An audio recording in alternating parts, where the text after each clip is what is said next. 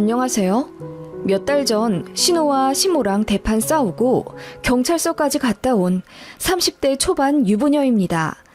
제 얘기 좀 들어주시고 제가 정말 너무한 건지 판단 좀 부탁드릴게요.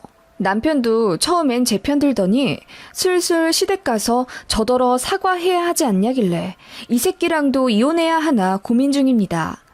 저는 2년 전 결혼했고요. 남편이랑은 사내그룹 동호회에서 만나 친해져 1년 정도 연애하다 결혼했습니다. 저랑 남편의 학벌도 비슷하고 같은 그룹 사람이다 보니 연봉도 거의 비슷합니다. 남편이 저보다 500만 원 정도 많네요.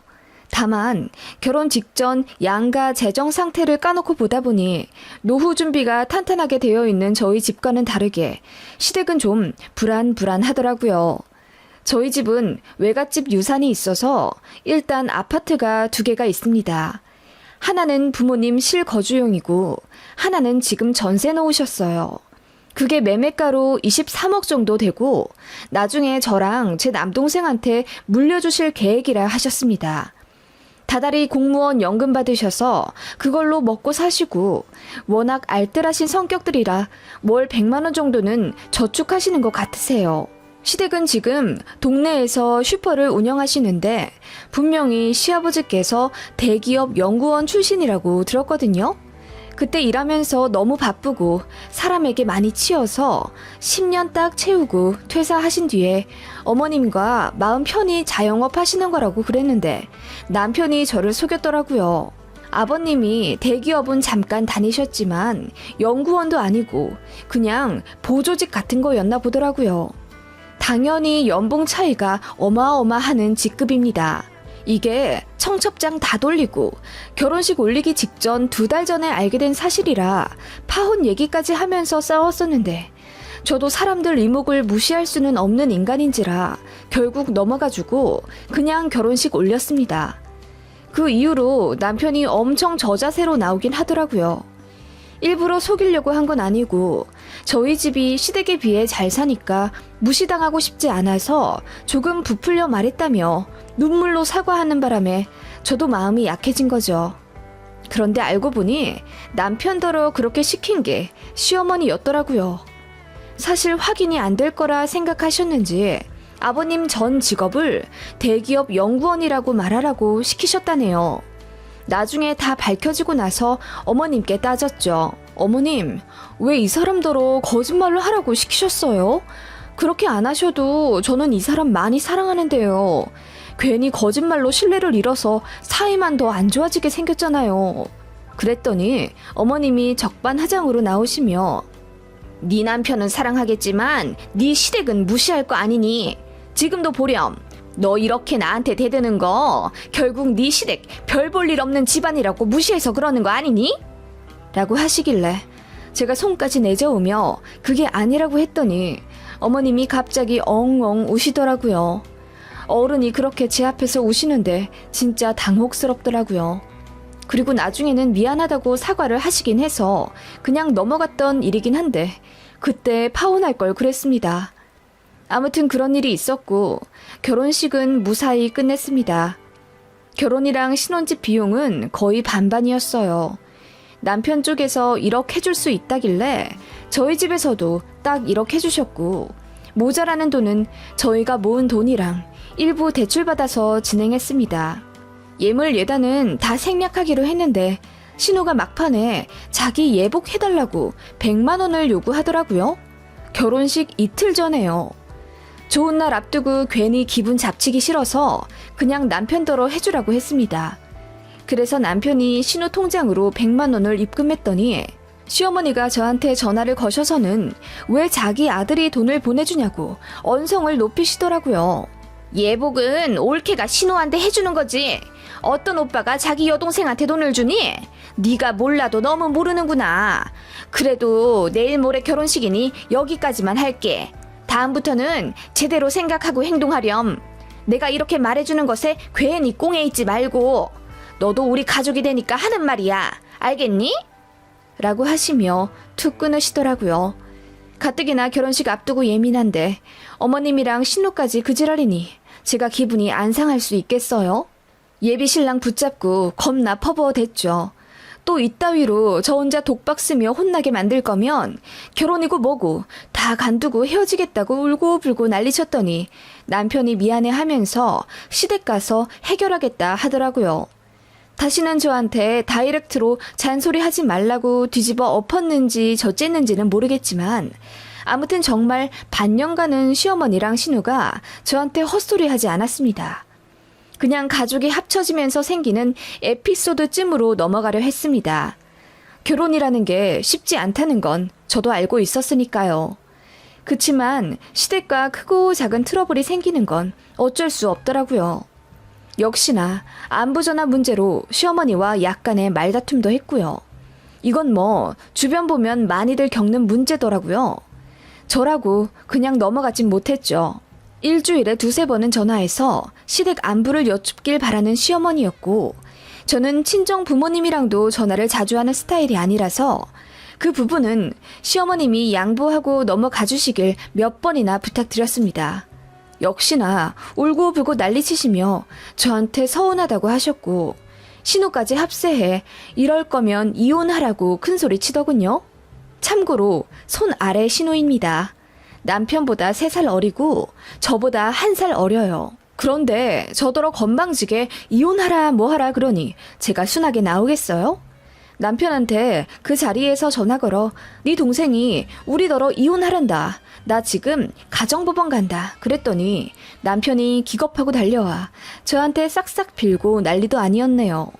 그렇게 또 한 1년 시댁이랑 왕래 안 하고 조용히 살았습니다. 진짜 이혼 생각이 안 들었다면 거짓말이죠. 제가 뭐가 모자라 이렇게 번번이 시댁에 당하고 살아야 하나. 이게 내가 원하던 결혼 생활이 맞나 싶은 생각에 현타가 오기 시작했습니다. 명절 전날까지 야근하고도 시댁 가서 앞치마 입고 아침부터 밤까지 음식하는 건 아무렇지도 않았어요. 김장? 그것도 그러려니 했습니다. 저는 시어머니랑 시누이한테 시짜짓 당하며 무시받는 게 너무 싫었던 거예요.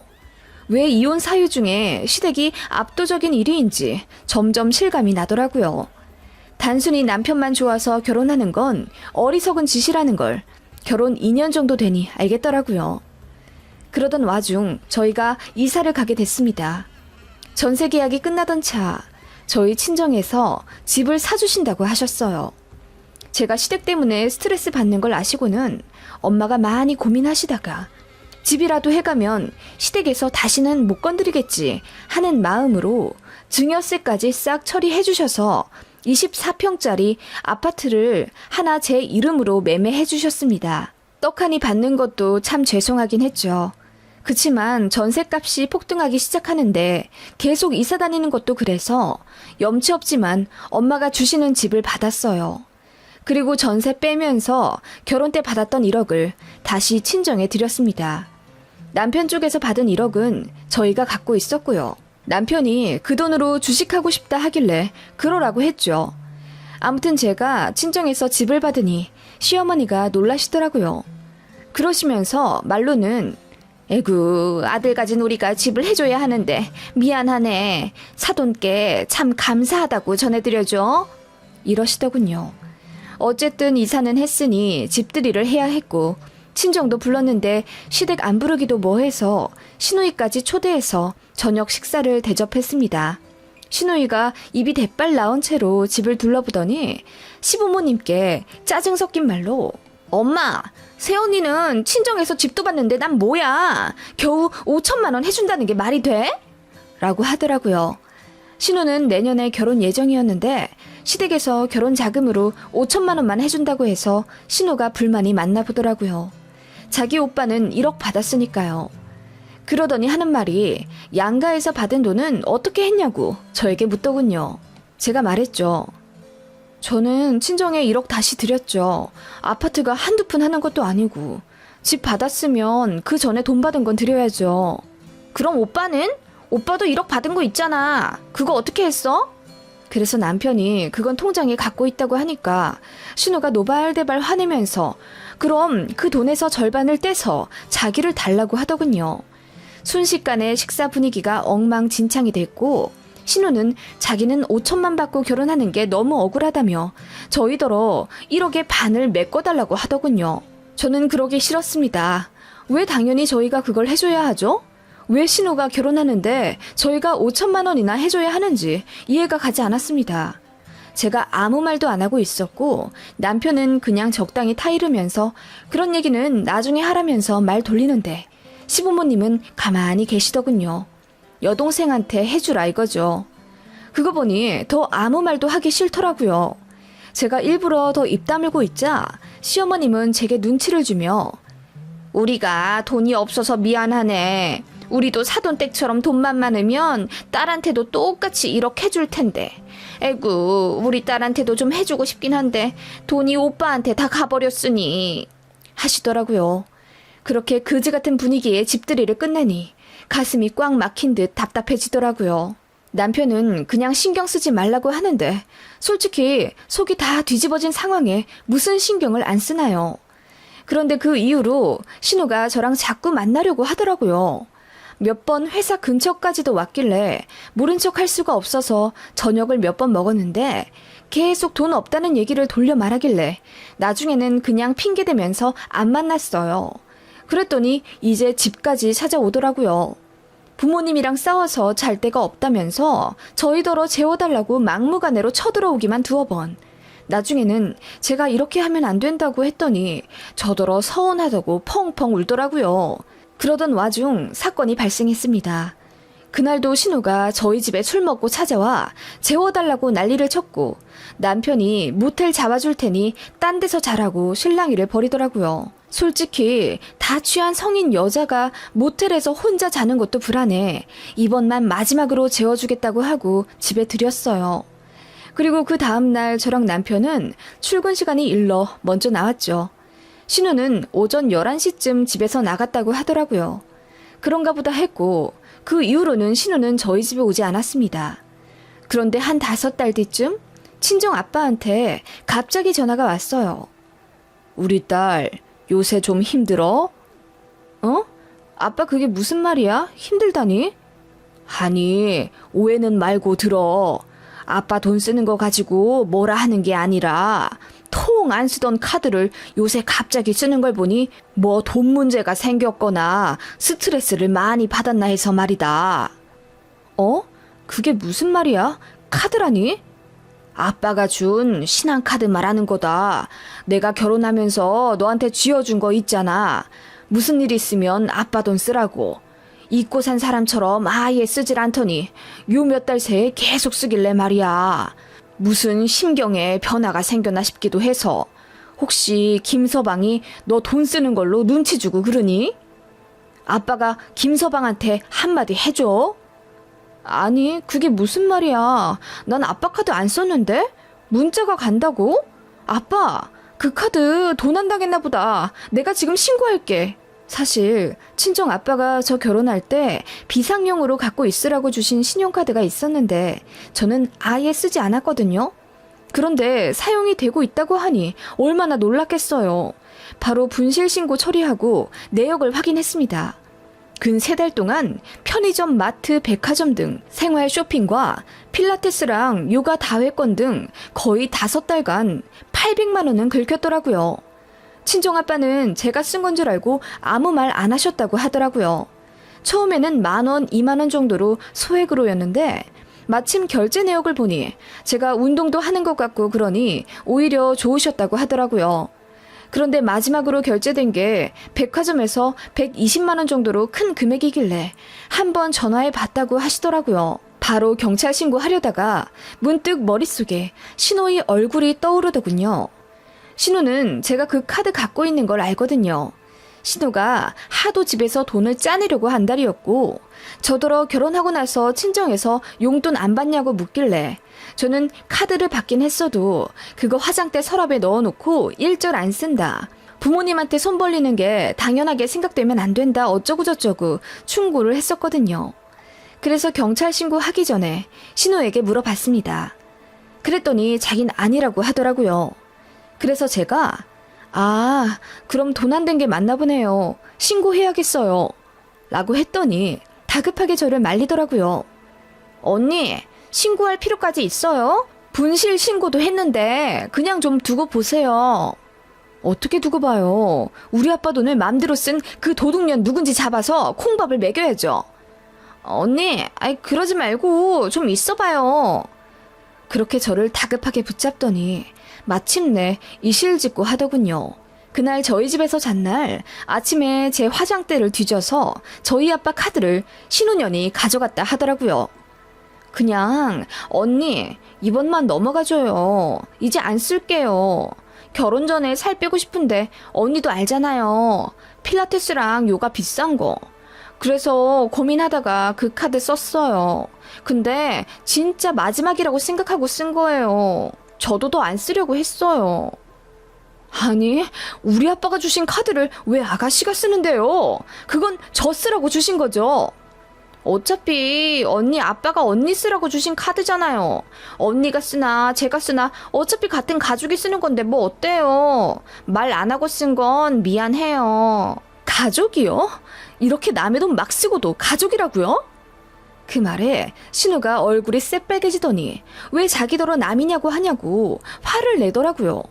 그러더니 갑자기 엉엉 울면서 저더러 신고하라고 소리를 치더라고요. 네, 신고하세요. 어디 신우 콩밥 먹이고 잘 사나 내가 볼게요. 남이니까 상관도 없잖아요. 라고 난리를 쳤고 저는 남편 데리고 시댁으로 갔습니다. 시댁 도착하자마자 제가 신우 어딨냐고 어머님께 물으니까 저를 빤히 보시다가 제 따귀를 힘차게 때리시더라고요. 순간 눈앞이 하얘졌고 제가 지금 무슨 일을 당한 건지 순간 파악도 안 되더라고요. 제가 고개를 들어 어머님을 바라보자 어머님이 차분한 말투로 얘, 너는 왜 그렇게 돈 욕심이 많니? 라고 한마디 하시더라고요. 진짜 황당했습니다. 무슨 말이냐고 제가 소리를 지르자 심호 하는 말 가관이었습니다. 아니, 네 시댁이 1억이나 준 거 다 니네 집 팔라고 준 돈 아니야? 집 해결됐다고 너도 네 친정에 다시 돈 주지 않았니? 근데 내 아들 돈은 왜 시댁에 반환 안 해? 네가 그러라고 한 거지? 어머, 어머님, 그게 왜 제가... 그리고 저희 친정에서 해준 집이잖아요. 그러니까 다시 드리죠. 그리고 제가 시댁에서 받은 돈 갖고 있자고 한 게 아니라 이 사람이 주식한다고. 딱 봐도 네가 조종한 거지 뭐. 너 결혼 전에도 우리 아들 뒤에서 조종해가면서 내가 너한테 한마디도 제대로 못하게 만들었잖냐. 별 볼 일 없는 시댁이라고 무시하는 거지. 그니까 네 신우까지 남처럼 취급하는 거 아니냐고. 남편도 뒤늦게 정신을 차렸는지 버럭 소리를 지르며 며느리한테 왜 이러냐고 화를 내니 어머님은 더 적반하장으로 소리를 치시며 그깟 카드 좀 쓴 거 가지고 참 황당하다. 니들이 나서서 네 동생한테 돈을 해줘도 모자랄 판에 돈 좀 썼다고 신우를 신고한다 어쩐다. 그게 말이나 되니? 결혼 자금 만든다고 돈 아끼느라 편의점에서 도시락 몇 개 사다 먹었다더라. 그게 그렇게 신고할 정도로 화날 일이니? 내가 갚아줄게, 라고 하시더니 지갑에서 5만 원짜리를 하나 꺼내 제 얼굴에 던지시더라고요. 저는 헛웃음이 났습니다. 어머님, 아가씨가 얼마나 쓴지 알고 계세요? 뭐라고? 아니, 편의점에서 4, 5만 원 썼다고 하던데 뭘? 아가씨 100만 원 넘게 썼거든요? 마지막에 긁은 건 백화점에서 지갑 산다고 120만 원 긁었고요. 그 말에 시어머니 얼굴이 백지장처럼 하얗게 질리더라고요. 그러더니 저더러 거짓말하지 말라고 소리치길래 제가 내역 뽑은 걸 어머님 얼굴에 던져버렸습니다. 저도 뺨까지 맞은 와중에 예의 차릴 거 없잖아요. 그랬더니 어머님이 조작하지 말라며 소리를 고래고래 지르길래 저는 그대로 스마트폰을 들어서 112에 신고했습니다. 그리고 신우는 절도죄, 시어머니는 폭행죄로 고소한다고 했어요. 형사, 민사 전부 할 수 있는 대로 다 할 거라고 제가 소리를 지르니 시어머니가 뒤로 넘어갈 듯 입을 다물지 못하시더라고요. 누구 뺨을 때려야 할지 잘 모르셔서 그런 실수를 저지르셨나 보네요. 법이 잘 알려줄 겁니다. 저는 지금 증거 제출하러 경찰서 갑니다. 당신 내가 폭행당한 거 증인으로 서줄 거지? 가자! 라고 하며 제가 남편을 이끌며 시댁을 나왔고 저는 그대로 경찰서로 갔습니다. 남편은 얼떨결에 경찰서까진 같이 왔지만 뒤늦게 정신이 들었는지 저더러 조금만 더 생각해보자고 말리더라고요. 그 사이 시어머니랑 신우가 택시를 타고 버선발로 달려와 제 팔을 부여잡으며 미안하다고 사죄를 하더군요. 언니, 미안해요. 그런데 고소까진 아니잖아요. 가족끼리 왜 이래요? 내가 진짜 사과할게요. 아니, 세아가 어떻게 경찰서까지 진짜 온단 말이냐. 내가 미안하다. 모르고 그랬어. 네 앞에서 네 신우 뺨 때리면 마음이 좀 풀리겠니? 이건 아니다. 하시며 눈물로 제 바지가랑이를 잡고 우시더라고요. 남편까지 셋이서 그렇게 저를 말려대니 진짜 어쩔 도리가 없더라고요. 사실 신고 접수만이라도 하고 나중에 적당한 시기에 합의를 하려고 했는데 그렇게도 못하겠더라고요. 그렇게 결국 집에 왔고 남편도 제 앞에서 무릎을 꿇으며 싹싹 빌더군요. 신우가 쓴 돈은 시댁에서 바로 제 친정아빠 계좌로 쏘더라고요. 그리고 시어머니가 제 친정아빠께 따로 전화를 걸어서 사과를 엄청 해나 보더라고요. 친정아빠는 용서해 주셨고요. 그렇게 며칠이 지났고 저는 남편한테 이제 시댁에 절대 가지 않겠다고 선언했습니다. 처음에는 남편도 무조건 제 말에 따른다고 했어요. 그런데 구정 때도 시댁에 안 가고 얼마 전 걸려온 시어머니 전화도 안 받으니 남편이 이제 슬슬 시댁을 용서하고 다시 찾아가 뵈야 하지 않냐며 저한테도 어느 정도 잘못이 있다고 가스라이팅까지 하려는 게 괘씸해서 대판 싸웠습니다. 남편은 제가 정말 경찰서까지 가서 액션을 취한 게 잘못이라고 합니다. 남편 입에서도 그놈의 가족끼리라는 말이 나오더군요. 그래서 지금 냉전이에요. 가족이라는 단어 한마디면 모든 게 해결됩니까? 어이가 없어요. 사기 결혼 당한 것 같고 남편 꼴 보기도 싫어서 애 없는 걸 행운이라 생각하고 이제는 정말 이혼할까 하네요.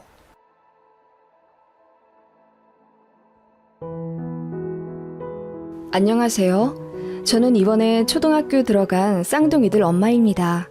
아이들 갓 태어난 게 엊그제 같은데 제가 벌써 학부모라니 믿겨지지가 않네요.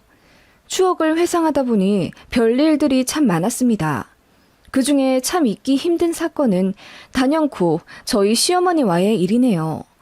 사람들에게 말해주면 다들 경악하며 과거에 그런 일이 있었는데 지금 어떻게 시어머니와 다시 잘 지내냐고 저더러 부처라고 하는 사람들도 많네요. 시댁이 아무리 미워도 어쩔 수 없는 가족은 맞나 봐요. 예전 일만 생각하면 속에서 천불이 나긴 하지만 그래도 시어머니도 같이 노력을 하셨고 많이 바뀌셨으니 지금 왕래하며 사는 거죠. 시댁은 저희 친정보다 훨씬 잘 삽니다. 가지신 재산이 제가 알기로는 현금으로도 20억 정도 있으시고 집도 3채나 있으십니다. 아버님이 IMF 때 위기를 기회 삼아 업종을 바꾸셨고 그게 신의 한 수였는지 떼돈을 버셨거든요. 남편도 그때 학업 쪽으로 서포트 빵빵하게 받아서 명문대 들어갔고 거기서 만난 게 저입니다. 캠퍼스 커플이었어요. 대신 저는 집이 평범해요. 아버지는 공무원으로 계시다가 명퇴하셨고 친정엄마는 평생 전업주부셨습니다. 딱 집 하나 있고 공무원 연금 200 남짓으로 생활하시는 저희 친정도 노후가 안정적이라고 생각했는데 저희 시댁에 비하면 평범하기 그지없죠. 그래도 시댁에 기죽지 않았습니다. 저희 친정이 빚이 있는 것도 아니고 나름대로 열심히 사신 분들이라 저는 자랑스럽거든요. 저도 성실하게 공부해서 혼자 힘으로 명문대 들어갔고 누구 도움 없이 대기업 들어간 사람이니까요. 그렇다고 해서 예의 없는 모습을 보이진 않았습니다만 먼저 저자세로 나가진 않았죠. 상견례 당시 시댁에서 저희 신혼집을 마련해 주시겠다 하셨습니다. 그때 해주신 집값이 당시 4억 5천만 원 정도였는데 어머님 이름으로 매매되었습니다. 저희 잘 사는 거 보면 그때 명의를 돌려주신다고 하시더라고요. 조건부였습니다. 그리고 첫 상견례 때부터 어머님은 아들 손자 타령을 하셨어요. 처음엔 농담인 줄 알았는데 진심이시더라고요. 사부인, 촌스럽다 생각하실지는 몰라도 저는 고추 달린 손자가 있었으면 하네요. 우리 며느리가 아들만 낳아준다면 내가 1억까지도 줄 생각도 있어요. 1억 벌기 얼마나 쉬워요? 아들만 낳으면 통장으로 내가 1억을 싸준다는데. 지금 생각해보면 어머님은 참 조건 달기 좋아하는 분이셨네요. 어머님이 상견례에서 한 망언 때문에 저희 친정 부모님은 심기가 여간 불편하신 게 아니었어요. 그래서 파혼 얘기도 살짝 오가긴 했지만 남편이 나서서 본인 어머니가 원래 좀 그런 농담을 잘한다 어쩐다 제 친정까지 찾아와 해명하고 빌고 그랬던 일이 있네요. 솔직히 집 명의야 돌려주실지 안 돌려주실지 아무도 모르는 것 아닙니까? 저는 그냥 시어머니께 집 안 받았다고 생각했어요. 그래도 저희끼리 사는 집이니까 예물예단, 가전가구는 남부럽지 않은 수준으로 잘 해갔습니다. 시어머니께 감사 인사는 드리긴 했지만 그렇다고 해서 절절 기지도 않았습니다. 그런데 어머님이 그러시더군요. 예, 남들은 시댁에서 집 해줬다고 하면 시어머니한테 밍크코트도 해다주고 명품 시계도 사다주고 그런다는데 너는 참 쿨하다 얘. 이런 대접 받을 거면 뭐 하러 집 해줬나 싶다. 라고 농담처럼 자주 눈치를 주시더라고요. 그래서 그 집에서 사는 내내 솔직히 마음이 편치도 않았습니다. 제가 남편에게 틈만 나면 이사 가자고 했어요. 우리가 능력이 없는 것도 아닌데 왜 굳이 어머님 신세를 져야 해? 그냥 우리 모은 돈이랑 대출 좀 받아서 이사 가자. 그래서 우리 명의로 된 집에서 살고 싶어. 나도 그러고 싶긴 한데 대출 받으면 이자값도 다달이 장난 아니잖아. 그냥 엄마가 하는 말 무시해. 우리 엄마 원래 마음에 없는 말 잘하고 그래. 당신이 며느리라서 괜히 더 고깝게 들리는 거야. 그런 식으로 남편은 은근히 제가 어머님께 맞춰드리길 바라는 철없는 사람이었죠. 그래서 결혼 초반에는 남편이랑 참 많이도 투닥거렸네요. 어머님은 저희에게 집을 해주셨다는 이유로 되도 않는 갑질을 하셨어요. 물론 소중한 아들에게는 전혀 그러지 않으셨고요. 만만한 며느리인 저만 그렇게 잡으셨어요. 처음부터 당연하게 아파트 비번을 요구하셨고요. 그 이후로는 일주일에 한두 번씩 연락도 없이 찾아오셔선 초인종도 안 누르고 비번을 쳐서 들어오시더라고요. 한 번은 남편이랑 모처럼 연차를 같이 내요.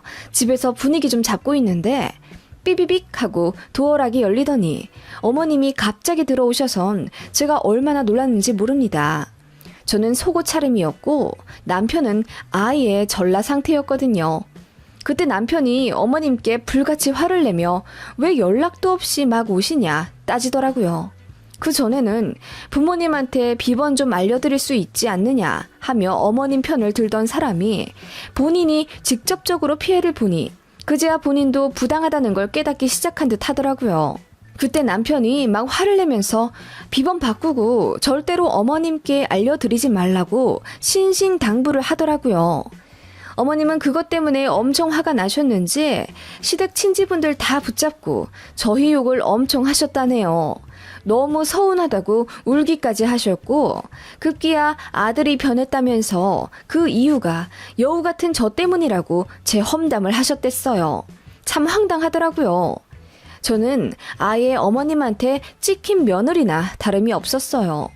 시댁 찾아가면 저한테 눈길도 안 주시며 저를 투명인간 취급하시더라고요. 같이 밥 먹는 자리에서도 일부러 저한테만 국을 안 주시는가 하면 제 앞에는 늘 오래된 나물, 쉬어 빠진 김치 같은 것만 놔주시더라고요. 그 꼴 여러 번 보니 저도 기가 막히고 밥맛도 떨어져서 그냥 입맛 없다고 하고 안 먹고 그랬습니다. 그리고 결혼한 지 1년도 안 됐는데 왜 아직도 아이를 안 갖느냐며 저더러 몸에 하자라도 있냐고 물으시더라고요. 하자라니 물어도 어쩜 그렇게 물어보실 수가 있으신지. 그래서 제가 말했죠. 어머님, 저 1년에 2번씩 산부인과 검진 꼬박꼬박 받고 있고 자궁 깨끗해요. 그 흔한 근종도 없고요. 생리도 칼같이 규칙적으로 하는데 임신이 안 된다면 제가 아니라 남편 쪽일 수도 있잖아요. 왜 저만 잡고 그러세요? 네가 그렇게 말랐는데 임신이 잘 되겠니? 몸도 차고 얄쌍한 게 딱 봐도 임신이 잘 안 될 간상인데 어떻게 우리 아들한테 문제가 있겠니? 좌우지간 빨리 손주나 안겨줘. 그리고 나는 첫 손주는 무조건 아들이어야 돼. 알지? 어머님, 요즘 세상에 아들, 딸 차별하는 할머니가 어디 계세요? 제가 만약 딸 낳으면 어쩌시려고 그렇게 말씀을 하세요? 그러니까 어떻게든 아들을 낳으란 말이야. 세상에 노력해서 안 될 게 어딨다니?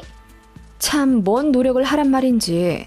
그리고 어머님이 그렇게까지 노골적으로 바라시니 왠지 모를 거부감까지 들더라고요. 제가 손자라도 낳았다간 그 아이는 제 아들이 아니라 어머님 아들이 되어버릴 것 같은 느낌 뭔지 아시죠? 그러시더니 그놈의 조건을 또 거시더라고요. 네가 아들만 낳아주면 내가 1억 준다고 했잖니. 세상에 어느 시애미가 아들 낳았다고 1억이나 준다니? 너도 나한테 돈 받고 친구들한테 자랑해. 이런 시어머니 만나서 행복하다고.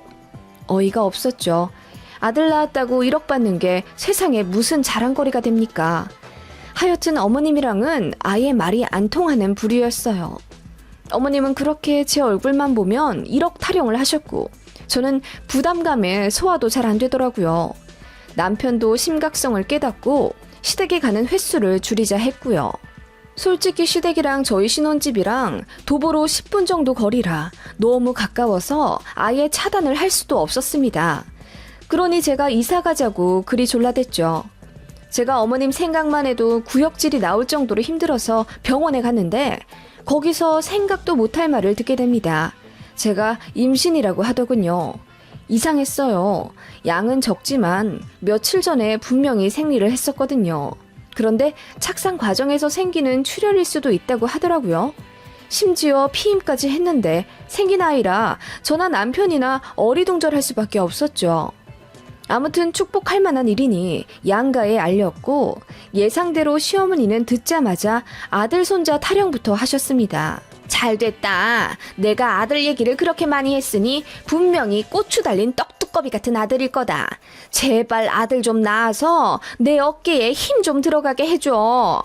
우리 큰형님은 줄줄이 손녀만 보고 있는데 내가 얼마나 부럽겠니? 네, 어머님은 큰어머님과 앙숙이셨는데 큰댁에서 손녀만 보고 있으니 그걸 딱하다 생각했나 보더라고요. 정작 제가 보기엔 큰댁은 손녀들에게 사랑 듬뿍 주시면서 행복해 하시는 것 같았는데 말이죠. 아무튼 어머님은 이제 드디어 형님 앞에서 어깨를 필 수 있겠다며 저더러 무슨 일이 있어도 아들을 낳아야 한다고 압박을 주시더군요. 제가 뭐 힘을 준다고 뱃속의 아이가 아들이 되나요? 저더러 뭐 어쩌란 말씀인지 모르겠더라고요. 그런데 더 놀라운 건 쌍둥이라는 사실이었습니다. 첫 검진 땐 몰랐는데 두 번째 검진 때 보니 아기집이 2개가 있더라고요. 시어머님께 쌍둥이라고 얘기를 드렸더니 듣자마자 당황하시면서 뭐라고 하셨는지 아세요? 그래? 그럼 2억을 준비해둬야 하나? 이러시더라고요. 아들 낳으면 1억 준다고 하셨잖아요. 머릿속에 그 생각만 있으셨는지 바로 돈 얘기부터 나오시더라고요. 하여간 특이하십니다. 그리고 아들인지 딸인지도 모르는데 어머님은 무슨 근거로 그렇게 철석같이 손자들이라 생각하신 건지 혼자 그렇게 착각 속에 빠져 행복해 하시던 시어머님의 기분이 한순간에 나락으로 떨어진 건 제 임신 3개월 차였습니다. 성별이 나오는 12주차 검진을 갔는데 의사가 공주님들이라고 하시더군요. 딸 쌍둥이였습니다. 저는 너무나도 기뻤어요. 원래 자매에 대한 로망이 있었거든요. 남편도 뛸 듯이 기뻐했고 친정과 시아버님도 너무나도 좋아하셨어요. 그런데 시어머님만 얼굴을 있는 대로 구기시며 이 집안은 뭔 놈의 씨가 딸만 줄줄이 나오냐고 하시더군요. 어머님도 사실은 알고 계셨던 거죠. 성별을 정하는 건 남자 쪽의 유전자라는 걸요. 그걸 아시니 저더러 더 뭐라고는 못하셨지만 실망이 크셔서인지 망언을 또 늘어 놓으시더라고요. 바라던 고추는 없고 졸지에 손녀가 2이나 생겼네. 니들 딸한테 고추가 없어서 할머니한테 1,000원 한 장 못 받을 거라고 그래. 라고 하시기에 남편이 더 길길이 날뛰며 무슨 그런 말을 하시냐 따졌더니 농담이라고 하시더군요. 근데 저도 기분이 너무 나빴어요. 그리고 소중한 아이들이 뱃속에 있는데 그런 식으로 말씀하시니까 저도 엄마가 되긴 했는지 발끈하게 되더라고요. 그래서 오기가 생겼습니다. 어머님, 아들 낳으면 1억 주신다고 하셨잖아요. 딸은 뭐 없나요? 저도 농담이에요. 라고 했더니 어머님이 도끼 눈을 뜨고 저를 바라보시며 뭐라고? 넌 내가 한 말 뭘로 들은 거니?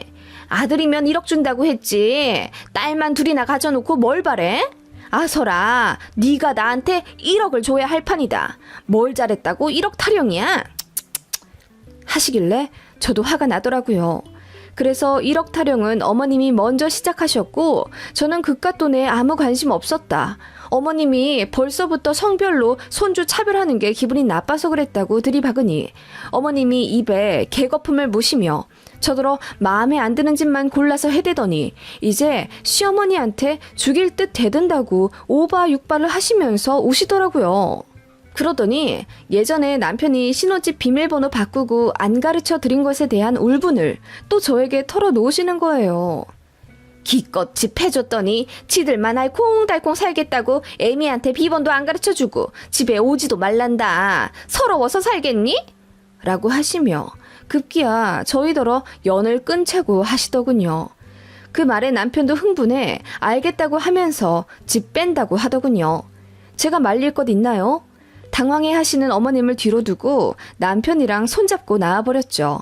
그리고 딱 2주 동안 집 알아보고 대출받아 이사 갔어요. 그랬더니 어머님이 기절할 듯 화를 내시며 저에게 전화로 뭐라 엄청 쏟아내시더라고요. 화가 좀 나서 연 끊자고 한마디 했기로서니 바로 홀랑 짐을 빼버려?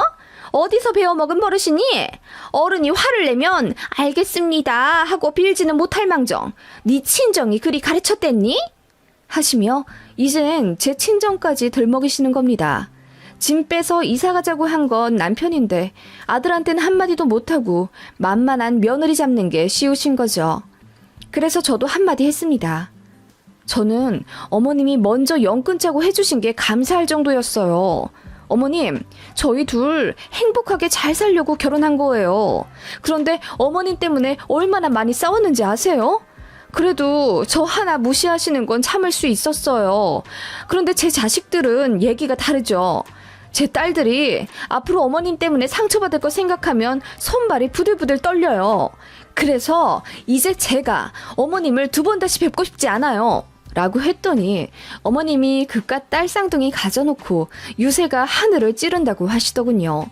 그 말에 저도 더는 이 관계에 가망이 없다고 생각하고 전화를 다 차단해 버렸습니다.